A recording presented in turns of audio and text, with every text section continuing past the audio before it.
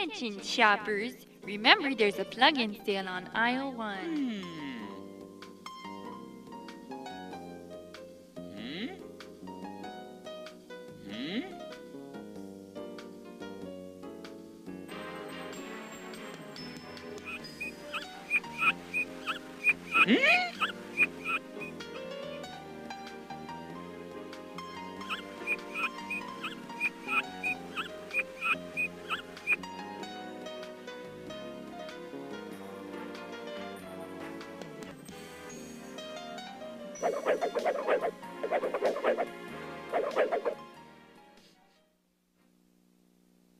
Whether you're an administrator, a faculty member, or a web developer, you will face issues of accessibility.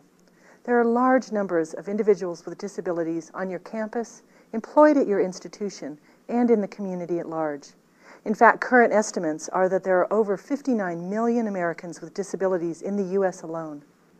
Those who could be blocked from your institutional website include those with vision impairments, those who are blind, have low vision, or are colorblind, those with hearing impairments, those with motor impairments, those who have cognitive impairments, and those with photoepilepsy. In fact, you can also block out those with age-related processes, which can include many of the areas which have already been stated. Listen to the individual experiences of 3 students who have difficulties with the web. Nowadays, the classes are moving more and more towards the internet. You're able to take entire courses online. And I have tried to stay away from those because I am 90% sure that as a blind individual, I will run into problems accessing those sites. I will be using the JAWS screen reader in connection with the internet. JAWS stands for Job Access with Speech. Search for MUSIC space music, NOTES space notes. A screen reader is a program, and there are several out there, allowing me to hear what is being displayed on the screen. I'm using Tab and Shift Tab to go through the links. One would normally just scroll with a mouse up or down to do that, but I'm not able to do that.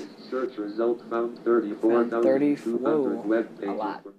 Screen readers are very helpful, but if the website is written in a manner that the screen reader cannot access that website, it does me no good.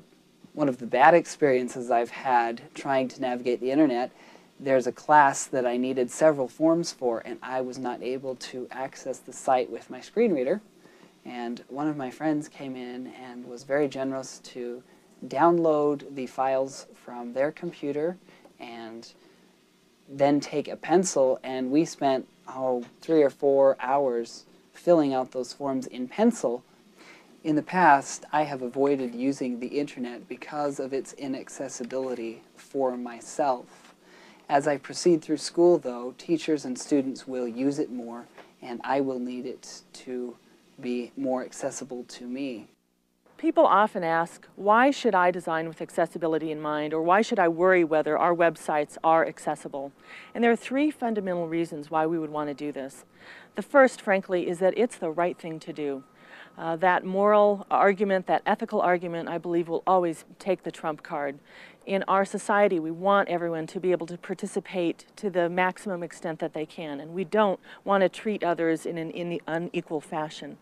The second reason why we'd want to design accessibly is that it's a smart thing to do. It's a smart thing from an economic perspective because we're getting tuition dollars from students that may not be able to participate in classes if we have sites and classes they can come to. It's also the smart thing because accessible design is compatible with emerging technologies. So when you have in the future more and more use of wireless web and of portable handhelds, it's going to be those sites that are accessible that will also be compatible with emerging technologies. And the third reason, frankly, is that it's the law. And I know a lot of people don't like to hear that as a reason to do it, but it's true.